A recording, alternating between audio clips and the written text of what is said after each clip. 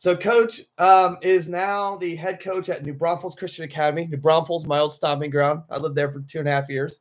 Beautiful area, vastly overgrowing, I would argue. Let's see, he's been, 20 plus years coaching in the state of Texas, if I'm correct on that as well. And finishing up my 28th year. Yep. Coaches several, we've had podcast clinics. We have all kinds of stuff on my channel. I know Coach is speaking at the One Back Clinic coming up soon, correct? Mm-hmm. Coach is going to talk air raid practice and game planning. Coach Bronk, the floor is yours, my friend.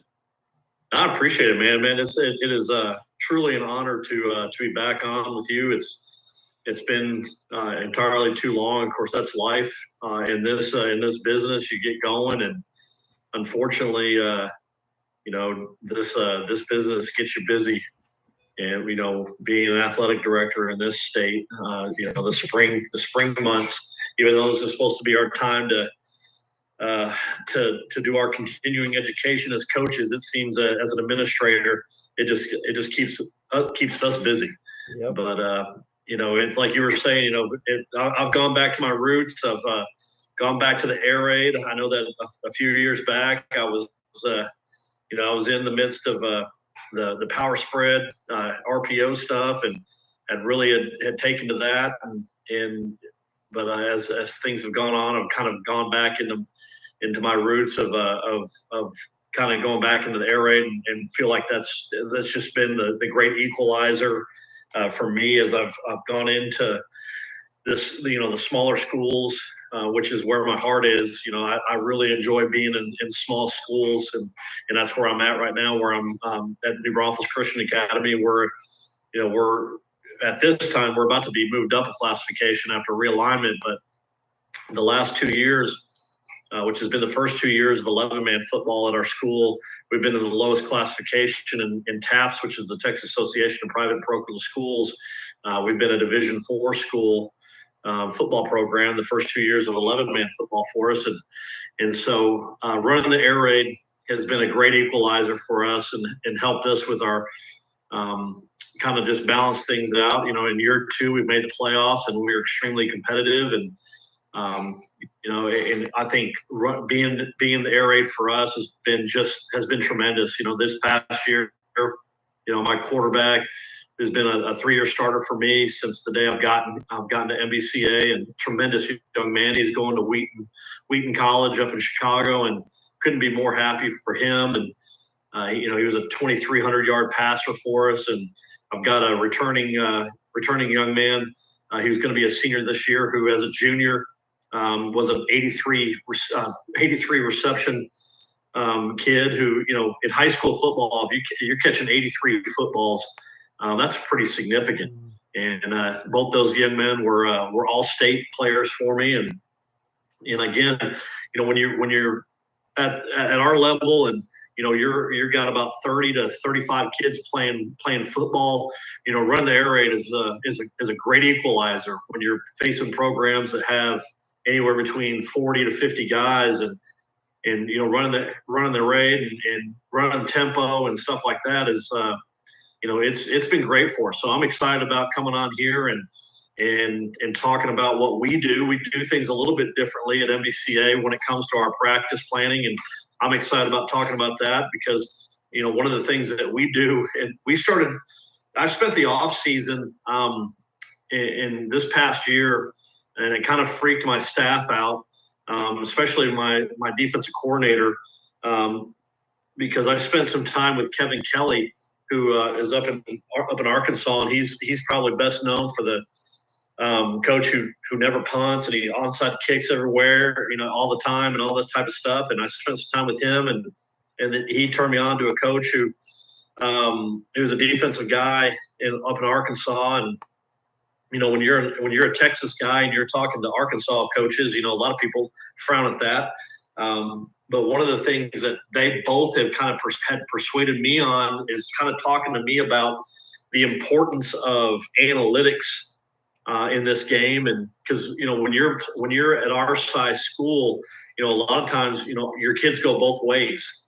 And when you're running tempo like we do, we're averaging anywhere between 75 to 80 snaps a game on offense. And then you're turning around and those kids are probably running close to 60 to 65 snaps a game on defense. And I had a young man, his junior year, who was our starting tailback and our starting middle linebacker. He was averaging, after I ran the numbers, he was averaging close to 20 football games during the season, and that's not healthy. And I took a look at that and I said, I got to put these kids first. I got to put their health first. And so I started running some analytics and started talking to some coaches. And so we made the conscious decision to split our team up. And we basically had about 30 kids. And so we took about 15 kids and put them on offense. So we took about 15 kids and put them on defense. And we said, hey, this is what we're going to do. And we're going to have an emphasis group of offense. We're going to have an emphasis group on defense. And the group that pretty much stays that are the only two groups that always work together every single day is our offensive line and our defensive line, because we only have 8 of those kids. So they always start the day together. They pretty much don't ever leave each other. So our offensive line coach and our defensive line coach always work together. But we start our Mondays and Tuesdays, our emphasis days. And then on Wednesday, we call that our crossover day. So that's a day that we kind of, as coaches, we kind of earmark a handful of kids that we believe are, in certain circumstances, are kids that will play in certain situations. They'll either play on offense or play on defense, depending on the situation. But we'll have a handful. We have a designated group of offensive kids and a designated group of defensive kids. And it worked out great for us. Our injury situation became non-existent for us. And it made a huge difference for us, for our kids. It raised some eyebrows early on, but it really made a huge, huge difference for us.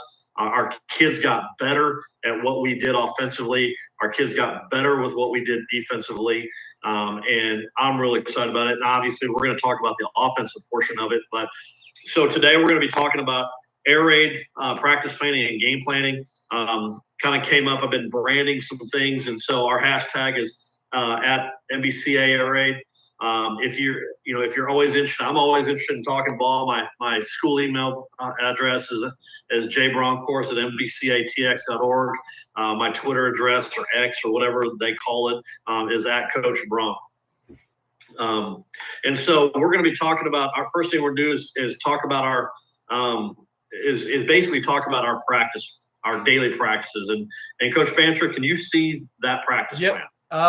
Okay. I got your the cover page, whatever that is. Yeah, okay. So you don't see the Excel spreadsheet? No. So you might need to unshare, share. What? Yeah, like. Okay. So I'm gonna stop sharing that, and then let me.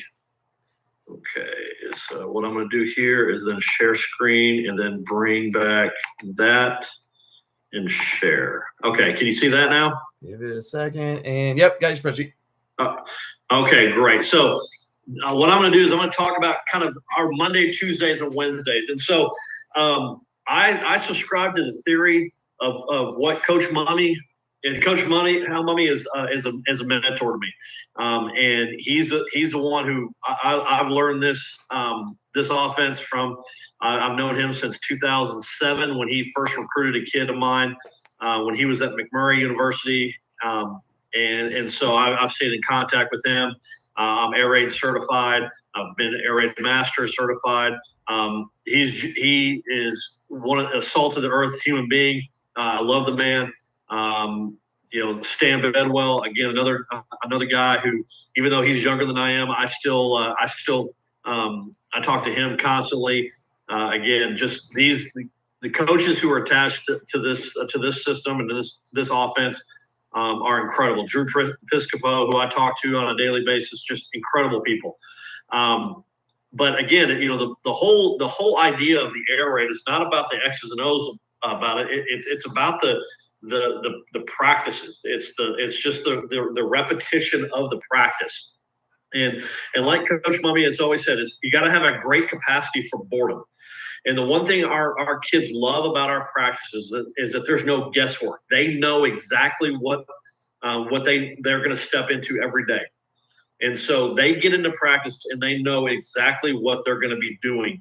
And so they get into it. And so every day that we start out, our Monday, our Tuesday, our Wednesdays look the same. So they know that every day they're going to report to their team room, and we break up into our groups. So our quarterbacks, our receivers, and our running backs always report together. Our offensive line, defensive line, they report together. And we either are going to go into film or we're going to the classroom. We're going to work on installs. We're going to teach. We're going to watch film, etc. And we're going to spend about 35 minutes or so in that scenario. We're going to get dressed and we're going to hit the field. And we're always on the field ready to go. The whistle blows. And we do a thing called high-level listening. And this is one of the things that one of my veteran coaches brought to me earlier this year. And I'm a big believer in setting themes for the week. And so he brought it to me, and I'm a firm believer that, hey, when coaches bring ideas and it's of value, I'm going to let them take it and run with it. And so Monday, Tuesday, Wednesday, Thursday, or Monday, Tuesday, Wednesday, we have a coach who leads those 3 days. Each coach is assigned a day, and they talk about the topic of the week. On Thursday, a player leads it, and then on Friday, my devotion and my pregame talk is all. It basically wraps up that entire week of what that high level listening. We discuss that entire week. So we have a high level listening. And then at 4:05, we get into special teams. And if our receivers, running backs, quarterbacks, O-line, anybody, if they're not involved in the special teams at that time, we get into pre-practice work because we do not do formal warm-up as a team. So we tell them, hey, you guys have to take ownership in your warm-up. And so they start getting themselves stretched out, warmed up, all that type of stuff. And then we hit into period at 4:15. We get into period one. And then on Monday, that's an emphasis day. And when I say full pads, this is what we are. We're helmet, shoulder pads, and then we're in shorts and volleyball knee pads. We never wear pants. Pants are heat conductors in the state of Texas. And I found that when you start in the early part of August, it's 108 degrees outside. By the time November rolls around, the muscle breakdown because you've been wearing heat conductors for 2.5, 3 months. It is amazing how much those things damage the legs. So we stay in shorts and we wear volleyball knee pads, and it has been amazing how fresh our legs are when November rolls around. Our kids bought into it.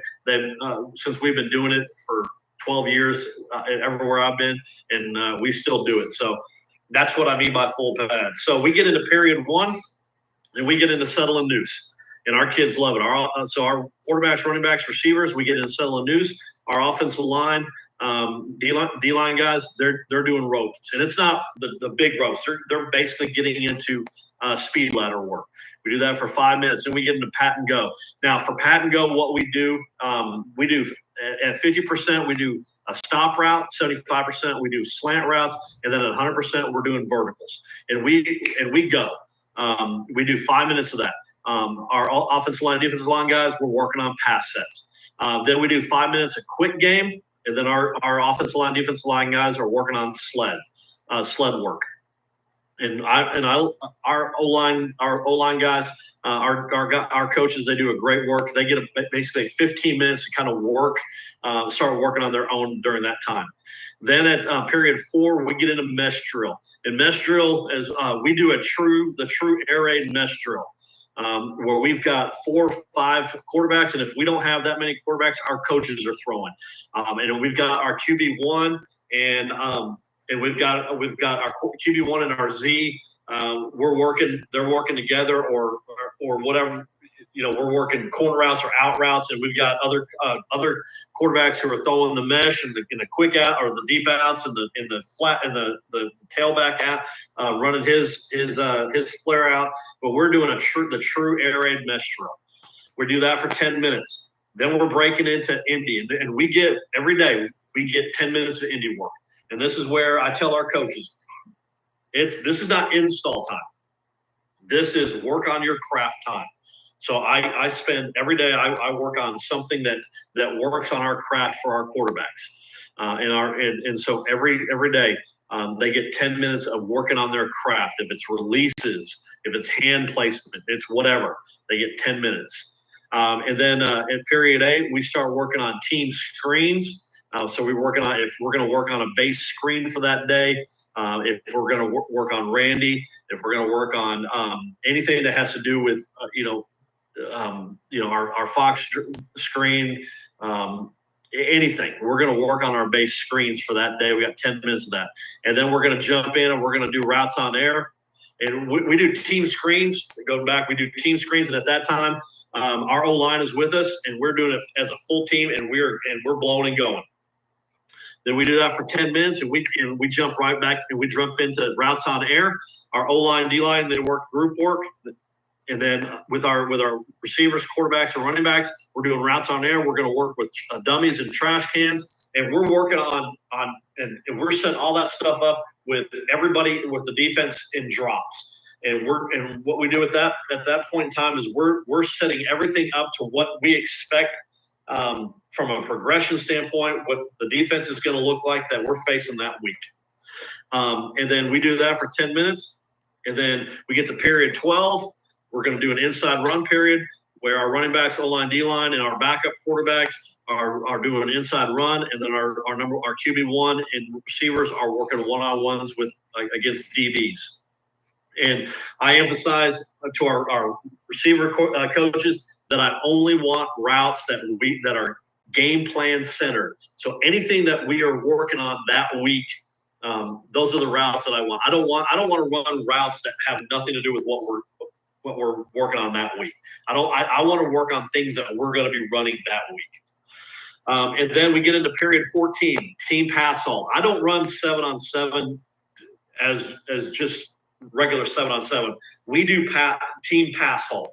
And so I have the offensive line there. And so and why I do that is because I want our quarterbacks to get the feel of a pass rush. And so we'll do that so he has that feel. And also because I don't want him getting used to feeling like when we're running shallow that he can throw it where an offensive line's butt's going to be. I want him to feel where the offensive line is going to be, where his pocket is, etc. So we do a team pass haul.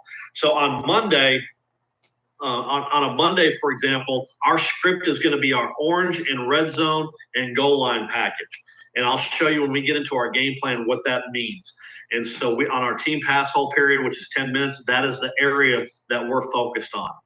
And then and we do that. We got 10 minutes of that, and we blow through that in high reps, and we get through that script very quickly. And then at period 16, we get into team, and we do 15 minutes of team. And we have a script that is set through that, and we get through that. And where it says flip at period 19, and this is where what we do as an offense is that we will run our team offense script during that 15-minute time. And then when we get to period 19, we flip over and our first team offense becomes the scout team offense for our defense. And then we will run the scout team offense for our first team defense. And we will do that for our defense, and we'll run whatever they need us to run during that time, and do that. So that's what a Monday looks like for us. Okay. Then we get into Tuesday. Again, when we get to Tuesday, it's the same thing. Set up. We report at 3:00. Go through all that. We have our high level listing. We'll go through the special team of our choice. We get into settle a noose, where again it's an emphasis day, pat and go, quick game mesh drill. Indie time, team screens, whatever screen that we're going to be working on that day, routes on air, one-on-ones versus DBs, our team screens, okay? Our team pass hole. Now, for our team pass hole, we're going to be working on coming off. So anything, we're backed up on that script. So we're backed up in yellow zone. So we're basically backed up to our own goal line, to our own 20-yard line. That's the script that we're working on. and in that same script for our team period, and then we get into our period 19 where we'll flip. And then Wednesday, how this is different. Everything, the practice plan is still the same, but we'll go into our crossover day. What that means is that we're going to get our crossover kids. So any player who's been on defense to start, we'll get those kids. So if I might have 2 or 3 defensive backs who on Monday and Tuesdays they start on as defensive backs, I may get those kids at receiver, and so we'll go through with them, and then we may have 2 or 3 receivers who will go over to the defensive backs, but we'll still follow the same practice schedule. The only time that we will get the only time the crossover kids, they will go and they will not do team as crossover. Okay, so when we go into team, they go back to their normal. Okay, so when we go into team, it goes back to emphasis. Okay.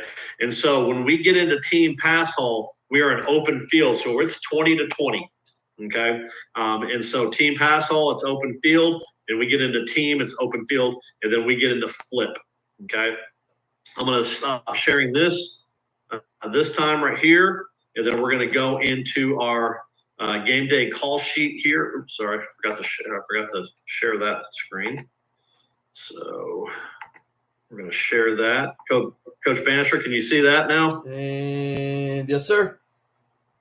All right. So when I talked about those particular parts of the field, okay. So like I said on Monday, we are in orange zone, all that type of stuff. This is what I'm talking. Here's our call sheet. This is what we use. Now, what I tell our coaches, this is not the Bible when it comes to when we're in our during the game. This is a reference. So we'll go through this during the week. We'll fill this in, for every section when we script and everything like that on what we like. And these will be reference points. So we have our coming off, like we have our orange zone, we have our red zone, and we have our goal line day. So we'll go through those areas. We have our coming off in our yellow zone, and then we'll have our open field stuff. Those are the areas, the main areas that we will work on during the week. And so that's what I mean by orange zone, yellow zone, coming off, red zone, open field.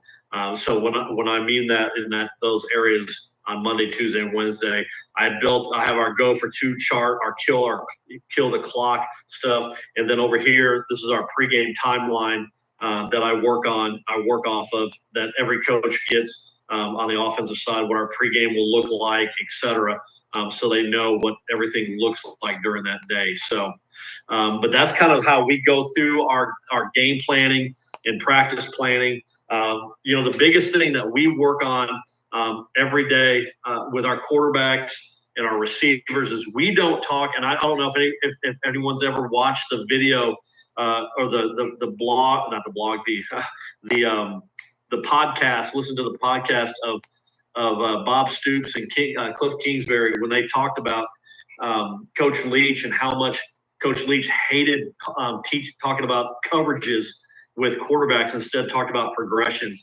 We don't talk coverage with our quarterbacks. We teach progressions with our quarterbacks. And that's the same thing with us. We really have gone away with when it comes to our practice planning and practice with our quarterbacks, is that we really emphasize just talking man and talking zone. We don't talk to them about 2-man, cover 3, cover 4, because that stuff's not important. Because we talk progressions. We talk to them about, hey, if in your progression, if number 1's open, throw to number 1. If number 1's not open, we're going to number 2, and we're going to throw to him. If number 2's not open, we're going to go to number 3, and we're going to throw to him. In mesh, if they're running zone, receivers, you shut down in zone. If they're running man, you run through the zone. And so we really emphasize that stuff, because what happened, what we found out is that when you start talking about man and all the sorts of coverages, you can bog kids down and fry their brains with all that information. But when you start just talking about progressions and teaching them the actual concepts and and that sort of thing, they start playing fast and free, and stop worrying about all that junk in their head. And we just talk, and our quarterbacks, I found, just play a lot faster, a lot cleaner in their brains, because they just know that, okay, if I'm running 92, I'm looking for a soft corner with inside leverage. I don't see one. Okay, I know that I'm already going to number 2. I'm going to mesh. Oh, I don't see that there. Okay, I'm going to number 3. And so when they know that and they play that fast, it's amazing how smooth and how quick your quarterbacks get through their progressions, and how efficient, effective they play the position. So, man, it's amazing how fast 25 minutes goes by, Coach Bandstra. But man, I really appreciate the opportunity to be on tonight. Well, no problem, Coach. And yes, that's kind of why I like the 20, 25 speaking limit, because it makes you move. Like it doesn't allow time for BS or long intros or getting stuck on something. You had to go. Now I will say the last speaker before break or the end of the night kind of gets the benefit of, I'm not necessarily going to stop them because they're the last speaker. But outside of that, and I like it because it's not too long for anybody to go back and rewatch. It's not long for anybody if they just want to sit in on 1 or 2 sessions. Like it's not taking up too long. And again, it forces coaches to go. And like my real question, because nothing popped up in the chat yet, is just I mean, obviously you mentioned some changes from earlier and and we have not talked, and I've not asked you how much in terms of the RPO world at all you still run with, and I know air raid has adapted a little bit more of it over the years, depending on which variation you're in. Has that affected, I mean, 1, do you still run any, and 2, has that affected your practice schedule truly at all, as a whole? Yeah, we don't run any RPOs. Okay. Would that affect your air raid practice schedule at all? I've gone completely away from RPO. Basically, run game wise, we have an A gap run, a B gap run, a C gap run, and a D gap run. And that's basically our run game. Okay. I was curious just on that. And then how much, I mean, you briefly mentioned screens there. How much, I mean, obviously screen game is a big part of the offense in general, just as core, for those who still run the core. How much time and how are you separating that in practice? Man, we run a ton of screens, and that's why we run. That's why we have a specific period just for team screens. That's how it's important to us. So we spend 30 minutes a week just on on screens alone, because that's how, just emphasize screens as a team, as an offensive unit. And then we'll still run it when we're in team. So even though we're going to run it as, during a specific period, we're still going to run scripted as well. But it's extremely important, because this, for me, our screen game, we run screens as just another form of run game as well. And like, what does that period look like? Is it full live when you're practice screen? Is it on cans? Is it fitting up? We don't run it against a live defense. We're going to run it against dummies and trash cans. Okay. Yeah. And then during those sessions, how many reps are you trying, like quality reps are you trying to get? We're getting a lot of quality reps, but we're moving fast too. We move extremely fast during that time, but we don't allow for garbage reps. And so if we do it wrong, we're getting right back on the line and doing it again. We're gonna do it right. Okay. I'm not a big believer of just running the rep to run the rep. We're gonna run the rep and get it right. Okay. Well, coaches, Egg and my guy I follow on the Twitter or X or whatever we're calling it today. Whatever. I almost refuse to call it X because it's been Twitter for so long. No, me too. It's Twitter to me. Yeah. So and then like I said, if you want to find more on him, Coach's other stuff on my channel, you can just type in his name and my name together, and you'll probably find whatever it is. And if you're in Texas or in the southern mid part of the country, I don't know how to phrase that. There is the One Back Clinic going on. If you just type in One Back Clinic or follow Coach on Twitter, you can find out more information about it. They have a crap ton of good quality speakers. Also, if you ever want to move to Texas, New Braunfels is a great area. Just saying on a side note, my mom lives in Spring Branch, so just north of there. So awesome. So, Coach, yeah, I'm looking for a defensive coordinator. So if anybody's interested, send me their resume. Well, there you go. Coach, appreciate you. If you need anything, let me know. Otherwise, enjoy your night, my friend. No, appreciate you, brother. Appreciate you, man. You need anything, you let me know. Okay. Will do. Thank you, Coach. Thank you.